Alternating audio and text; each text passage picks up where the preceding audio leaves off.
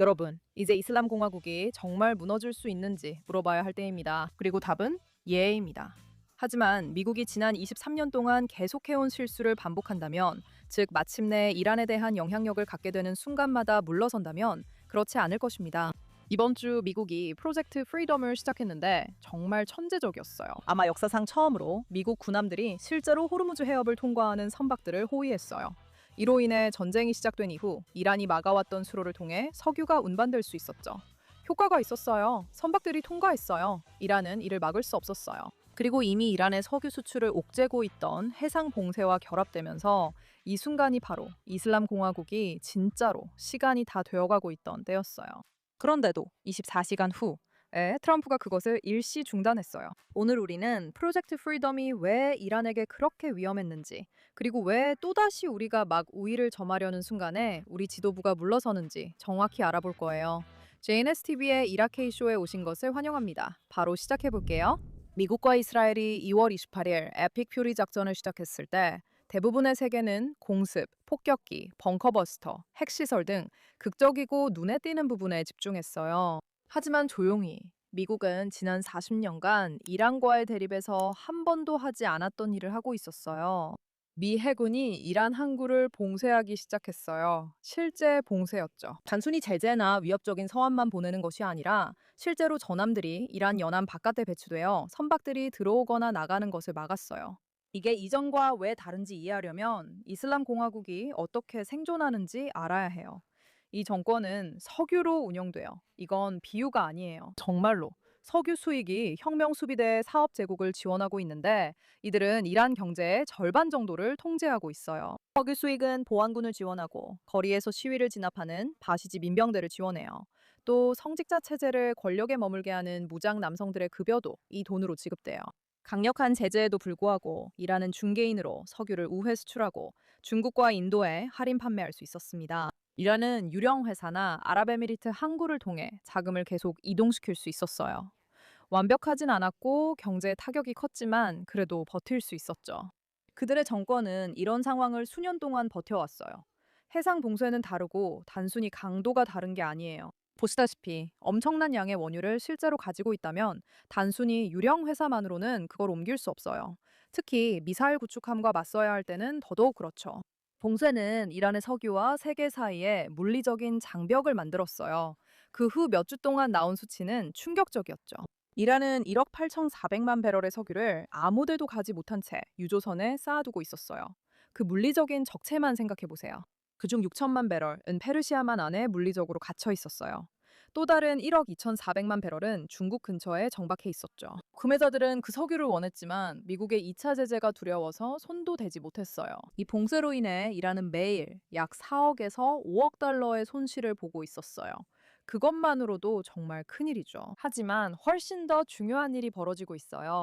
보시다시피 이란의 해상 및 부유식 유조선을 포함한 석유 저장 용량이 거의 100%에 도달하고 있었어요. 저장 용량이 가득 차면 이란은 가동 중인 유정을 폐쇄해야 하는데 이는 기술적으로 들릴 수 있지만 사실상 재앙에 가깝습니다. 그 이유를 설명드리겠습니다. 이란이 운영하는 노후 유전의 경우 유정을 폐쇄하는 건 단순히 잠시 멈추는 것과는 달라요. 수백만 년에 걸쳐 축적된 지하 압력은 유정을 막으면 사라지게 돼요. 이 압력은 다시 돌아오지 않을 수도 있어요. 이 봉쇄가 계속된다면 이란은 하루에 30만에서 50만 배럴의 생산 능력을 영구적으로 잃을 수도 있어요. 그건 분기 실적이 나쁘거나 수천억 달러를 잃는 것과는 달라요. 그건 연간 90억에서 150억 달러의 수익이 영원히 사라지는 거예요. 협상이 체결되든 아니든 상관없이요. 참고로 분석가들은 이 상황이 15일에서 60일 정도 지속될 거라고 예측했어요. 즉, 이 봉쇄가 앞으로 15일에서 60일만 더 계속된다면 그들은 석유 생산 능력을 잃게 되고 그 석유 생산 능력이 바로 이슬람 공화국의 무장 세력을 고용할 수 있게 해주는 힘이에요. 그 무장 세력은 이란 국민들을 억압하죠. 그리고 그 석유는 훨씬 더 많은 것들을 지원해요. 왜냐하면 이 돈은 단순히 무장 세력에게만 흘러가는 게 아니었거든요. 이 정권이 살아남는 건 이란인들이 그들을 사랑해서만이 아니에요. 이 정권이 유지되는 건 보안기구가 돈을 받기 때문입니다. 혁명수비대 사령관들은 경제적 제국을 갖고 병사들도 월급을 받습니다. 바시지 민병대원들도 수당을 받아요. 이렇게 해서 그들을 통제하는 거죠. 이슬람 정권에 속하는 게 경제적으로 유리했고 다른 선택은 거의 불가능했어요. 그런데 이제 그 돈도 사라지고 있습니다. 참고로 일반 군부대가 몇 달째 급여를 받지 못하고 있다는 보고가 나오기 시작했어요. 혁명수비대는 아니에요. 그들은 자기들 돈부터 챙기거든요. 일반 병사들은 충성 서열의 가장 아래에 있습니다. 이번 주 보도에서 인용된 이스라엘 정보 당국자는 만약 봉쇄가 계속된다면 이슬람 공화국이 2026년까지는 버티지 못할 것이라고 평가했어요. 이제 겨우 8개월 남았거든요. 46년 만에 처음으로 시간이 서방에만 불리하게 흐르는 게 아니에요. 이제는 테헤란에도 불리하게 흐르고 있죠. 5월 4일 트럼프는 프로젝트 프리덤을 발표했어요. 공식 임무는 미군을 동원해 상선들이 전쟁이 시작된 이후 이란이 어느 정도 봉쇄해온 호르무즈 해협을 통과할 수 있도록 호위했어요. 87개국에서 온 2만 명의 선원들이 페르시아만 안에 있는 선박에 발이 묶여 있어요. 해상 운송량은 전쟁 전에 5% 수준으로 급감했어요. 미국에서는 휘발유 가격이 때때로 갤런당 6달러를 넘기도 해요. 하지만 안타깝게도 선박들을 해협 허가 동안 호위하는 일은 간단해 보일 수 있지만 실제로는 그렇지 않아요. 왜냐하면 여러분도 이제 아시다시피 호르무즈 해협은 매우 좁은 해상 통로이기 때문이에요. 실제로 유조선이 다닐 수 있을 만큼 깊은 해상 통로는 각 방향마다 약 2마일 정도밖에 되지 않아요. 정말로 좁은 공간이죠. 이라는 수년 동안 양쪽 해안에 미사일 기지, 고속 공격정 부대, 드론 발사 기지, 그리고 기뢰를 배치해 왔어요. 바로 그 2마일 구간을 통과하는 모든 것을 위협하기 위해서죠. 그런 상황에서 어떻게 선박을 호위할 수 있을까요? 경호원이 군중 속에서 누군가를 지키듯 구축함을 선박 옆에 붙여둘 수 없어요. 그런 배치는 현실적으로 성립하지 않아요. 움직일 공간이 없고 2마일짜리 해협에서 구축함이 유조선 옆에 있으면 그야말로 표적이 될 뿐이에요. 실제로는 방어망을 만드는 거예요. 구축함들은 근처에 위치하죠. 전투기들이 상공을 순찰하면서 끊임없이 감시를 해요. 함정의 헬리콥터들은 가까이에서 감시와 정찰을 하며 앞으로 나라가 접근하는 모든 것을 시각적으로 식별하죠. 드론들은 해안에서 발사 신호를 감시해요. 이란이 미사일, 드론 또는 상선으로 향하는 고속 공격정을 발사하는 순간 그 방어 우산이 도착하기 전에 요격하죠. 그리고 물론 기뢰 문제와 그것을 제거하려는 시도도 있죠. 상선 자체에는 군사 보호 인력이 탑승할 필요가 없어요. 상선 주변, 상공, 그리고 앞쪽에 군사 보호가 이루어지고 있거든요. 바로 선단 호위 방식이에요. 미 해군이 2차 세계대전 때 대서양 항로의 선박들을 독일 잠수함으로부터 보호했던 방식과 같아요. 원리는 매우 간단하죠. 상선을 공격하려면 먼저 군함을 뚫고 와야 해요. 하지만 이런 우산이 휴가를 내려면 기지가 필요하죠. 전투기들은 이착륙할 곳이 필요하니까요. 급유비들도 작전할 곳이 필요해요. 호르무즈 해협은 사우디아라비아, 쿠웨이트, 요르단, 오만, 카타르 같은 나라들로 둘러싸여 있고 미국은 이 모든 나라들과 군사적 관계를 맺고 있어요. 하지만 그리고 이게 정말 중요한 점인데 이런 기지들에 접근하지 못하면 항공기들이 제때 해협에 도착해서 쓸모 있게 작전을 펼칠 수 없어요. 그러면 방어망이 무너지는 거죠. 이 점이 이후 일에 큰 영향을 미쳤어요. 언론은 트럼프가 철수한 것만 강조하지만 상황은 더 복잡해요. 실제로 작전은 즉각 실행됐어요. 12척 이상의 군함, 15,000명 군인, 100여 대의 육상, 해상 항공기가 투입됐어요. 두 척의 구축함, USS 트럭스턴과 USS 메이즌이 해협을 통과했어요. 이라는 미사일과 드론을 발사하고 고속 공격정을 보냈지만 구축함들은 계속 전진했어요. 모든 위협은 요격되거나 저지됐어요. 두 척의 미국 상선이 무사히 통과했고 머스크 선박도 뒤따랐어요. 성공했죠. 피트 헥세스는 펜타곤 연단에 서서 이란은 해협을 통제하지 못한다고 말했어요. 그리고 그는 약 24시간 동안은 옳았죠. 프로젝트 프리덤은 이름과 달리 단순한 인도주의 작전이 아니었어요. 만약 계속됐다면 봉쇄의 일방적인 압박을 영구적으로 만들었을 거예요. 지속적인 프로젝트 프리덤이 어떤 의미였을지 생각해 보세요. 해협은 전 세계 선박에 열려 있고 이란의 항구는 여전히 미 해군에 의해 봉쇄되어 있어요. 다른 모든 나라의 석유는 자유롭게 흐르지만 이란의 석유는 어디로도 가지 못하죠. 이건 양측이 힘겨루기를 하는 이틀짜리 경제 대치가 아니에요. 이건 일방적인 소모전으로 명확하게, 오로지, 그리고 치명적으로 이란만을 겨냥한 거예요. 걸프 국가는 해협으로 석유를 팔고 아시아는 에너지를 받고 트럼프에게는 휘발유 가격이 내려가고 이란 저장 탱크는 가득 찹니다. 유정이 폐쇄되고 혁명 수비대는 급여 지급을 중단해요. 그 말은 사람들이 월급을 못 받게 되고 그 사람들은 분노하게 된다는 거죠. 그 말은 그 자체로 어쩌면 이슬람 공화국이 무너질 수도 있다는 뜻이에요. 프로젝트 프리덤은 단순한 호위 임무가 아니라 봉쇄를 결정지을 수 있는 일이었어요. 그런데 중단됐어요. 트럼프는 이란과 협상 진전으로 프로젝트 프리덤을 일시 중단했다고 했지만 사실이 아니었습니다. 트럼프는 걸프 국가들과 조율 없이 프로젝트 프리덤을 발표했고 사우디아라비아도 발표로 소식을 접했습니다. 그리고 프린스 술탄 공군 기지를 보유하고 있고 미군이 이 지역에서 작전하기 위해 필요한 영공을 통제하는 사우디아라비아는 분노했어요. 하지만 그들이 이란을 어떤 식으로든 지지해서가 아니라 자신들이 아무런 발언권도 없었던 작전에 대해 이란이 보복할까봐 두려웠기 때문이에요. 걸프 국가는 송유관과 석유 터미널을 보유하며 이란의 미사일 포대 맞은편 바다에 위치합니다. 그들은 자신들에게 아무런 상의도 없이 내려진 미국의 결정으로 인해 자국에 실제로 심각한 영향을 미치는 결과를 고스란히 감당해야 해요. 사우디아라비아와 쿠웨이트는 이에 대응해 자국 공군기지와 영공에 대한 미국의 접근을 중단했어요. 사우디와 쿠웨이트 기지가 없으면 프로젝트 프리덤을 위한 방어망을 제공하는 전투기, 공중급유기, 지원 항공기들이 운영할 곳이 없게 돼요. 대체 경로도 없었죠. 트럼프는 무함마드 빈 살만에게 전화했지만 문제는 해결되지 않았고 동시에 벌어진 이란의 아랍에미리트 공격도 우연이 아니었습니다. 아랍에미리트는 강력하지만 매우 작아서 이란과 전면전을 할 수 없습니다.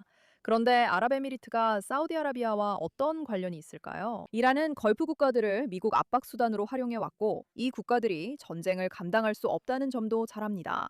전쟁은 이들의 경제와 관광에 큰 타격이기 때문입니다. 하지만 이란은 지금처럼 거대한 사우디아라비아와 싸움을 벌이려고 하지는 않았어요.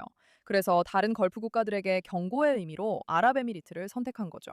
그들은 그 메시지를 분명히 전달했어요. 2만 명 선원의 생사가 걸려 있다고 했고 헤그세스가 아침 기자회견 내내 옹호했던 그 작전은 실제로 계속 진행할 수 없었어요. 그래서 트럼프는 이를 외교적 제스처로 포장하며 큰 진전이 있었고 합의가 가까워졌으며 평화를 위해 잠시 멈춘다고 했어요. 하지만 이란 국회의장은 영어로 자신의 답변을 소셜미디어에 올렸어요. 작전, 나만 믿어는 실패했다고요. 이란 외무부는 이 합의가 임박했다는 엑시오스 보도를 작전 팩시오스라 부르며 정권이 상황을 정확히 파악하고 있었다고 했어요. 그 작전이 외교 때문에 중단된 게 아니었어요. 그걸 지원해야 했던 연합이 24시간 만에 사실상 무너졌기 때문에 중단된 거였죠. 그리고 이게 중요한데요. 이 이야기의 요점은 트럼프가 순진하거나 쉽게 속은 게 아니라는 겁니다.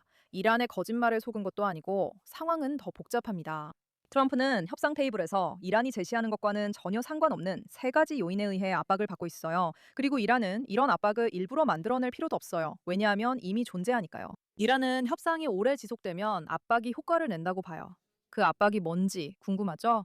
첫 번째는 휘발유 가격이에요. 트럼프는 2024년 대선에서 1년 안에 휘발유 값을 갤런당 2달러 이하로 내리겠다고 약속했습니다.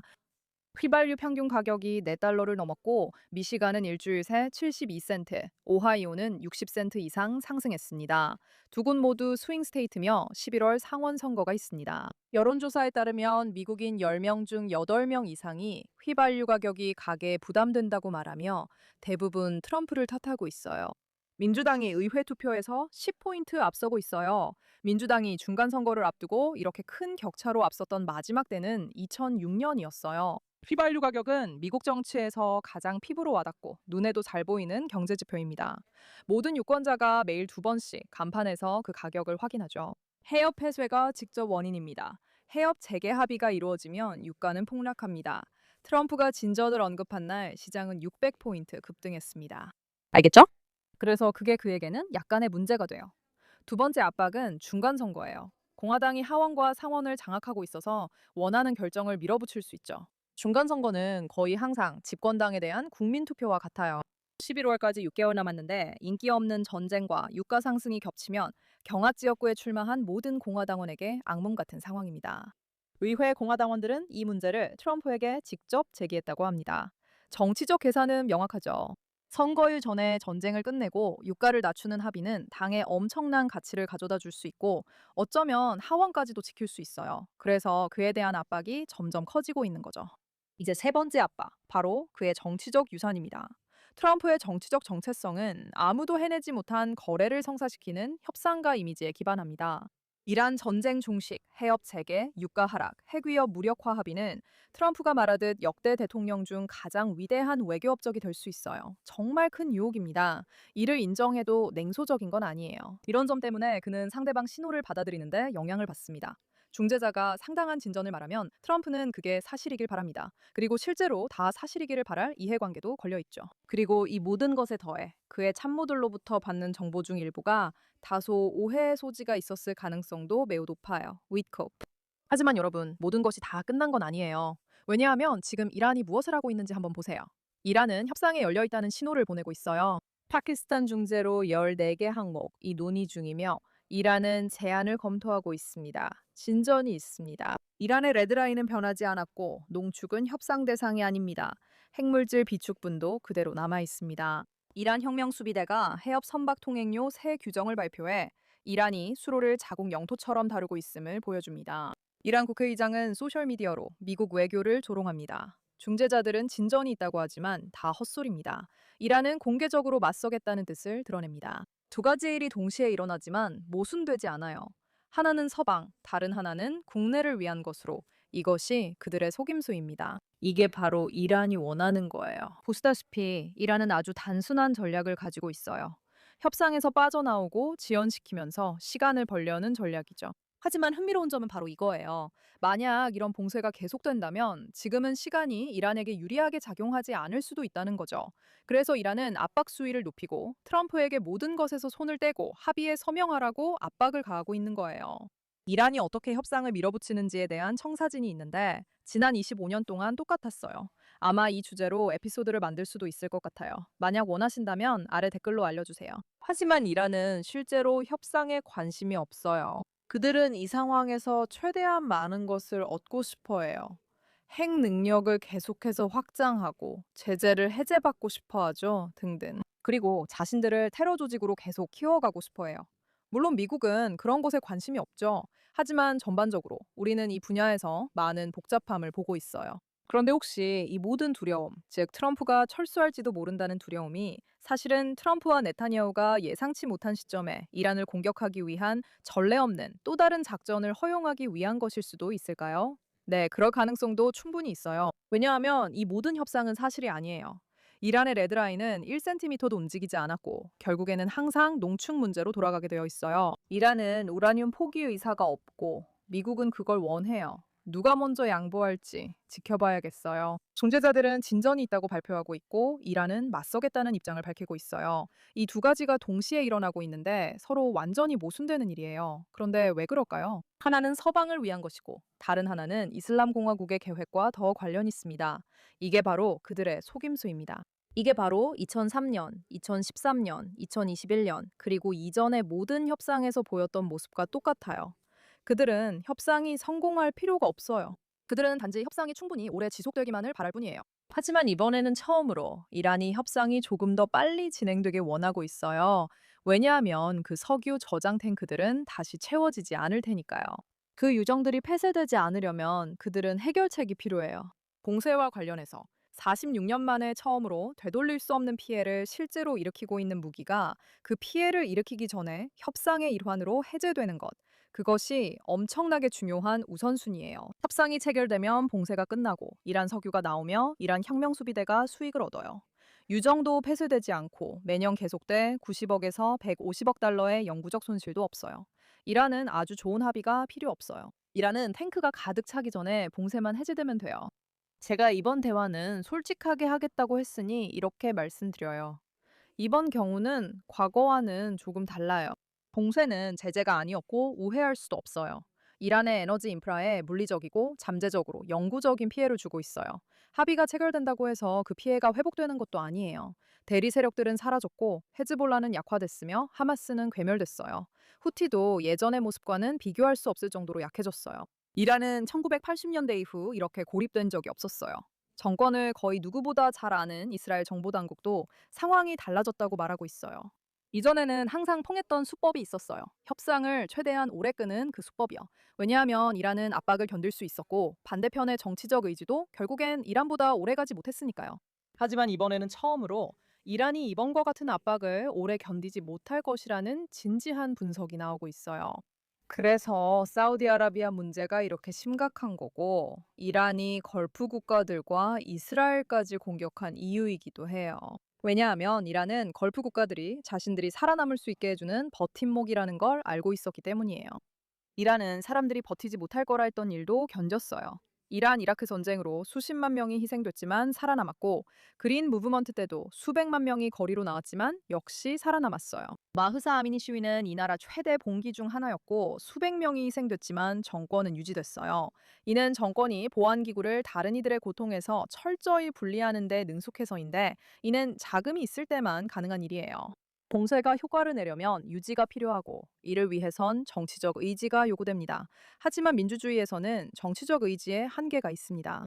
휘발유 가격, 중간 선거, 업적을 남기려는 대통령, 협상 내용을 완전히 모를 수 있는 협상가들, 이들은 모두 작은 변수가 아니며 이란이 잘 활용하는 지점입니다. 그래서 우리가 주목해야 합니다. 석유 저장량 수치가 어디서 나오는지 주목하세요. 탱크가 한계치에 도달하면 되돌릴 수 있는 단계가 시작되고 이란의 긴박함은 분명해질 겁니다. 프로젝트 프리덤 재개 여부를 지켜봐야 하고, 사우디아라비아와 쿠웨이트가 미군의 기지 사용을 다시 허용했다는 보도도 있었습니다. 그 작전이 다시 시작되고, 이번엔 걸프 국가들과 협의가 잘 이루어지면 일방적 압박 시나리오가 현실이 될 거예요. 중재자들이 분위기에 대해 뭐라고 말하는지가 아니라 이란이 실제로 무엇을 제안하는지 주목하세요.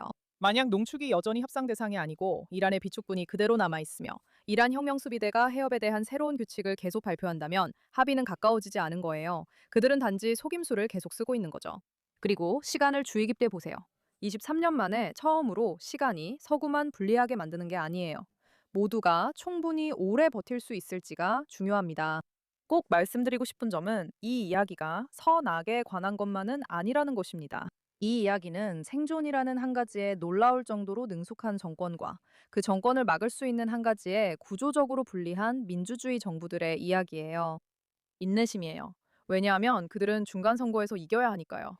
이란은 어리석지 않아요. 46년간의 경험으로 정확하게 늘 해오던 대로 행동하고 있어요. 그 사실을 알면 뉴스 헤드라인에 더 이상 놀라지 않고 다르게 읽게 됩니다. 이란, 협상 가능 신호, 압박 증가, 중재자, 진전 발표, 속임수 진행 중, 트럼프, 낙관적, 며칠 안에 합의 가능성. 이제 중요한 건 시간이며 이 패턴은 변할 수 있습니다. 역사는 우리에게 이런 정권들이 결국에는 무너진다는 것을 보여줍니다. 외부의 압력 때문이 아니라 내부의 모순이 더 이상 화해될 수 없게 되기 때문이에요.